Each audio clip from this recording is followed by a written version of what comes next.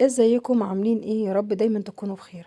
هعمل معاكم النهارده عصير الصوبيا، وهقول لكم على سر المكون اللي لما نحطه عليه بيودي عصير الصوبيا ده في حتة تانية خالص، بيخليه طعمه خطير يا جماعة.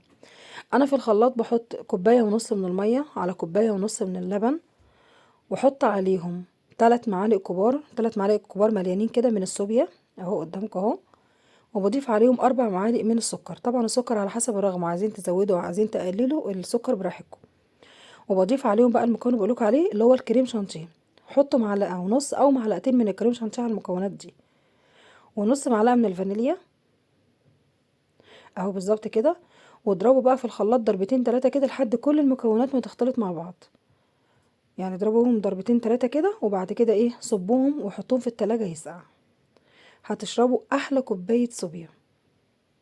وخلاص انا هنا كنت بصبهم في الكوبايات بوريكم. بصوا قوام العصير، بص قوامه جميل جدا وطعمه في منتهى الجمال. جربوه بالطريقه دي فعلا مش هتندموا، هتشربوا احلى كوبايه صوبيا.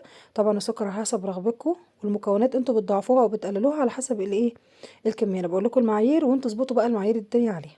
معايير العصير، كميه العصير بتاعتكم عليها. ادي احلى كوبايه صوبيا، والف هنا. وما تنسونيش باللايك والشير والاشتراك في القناه. باي باي.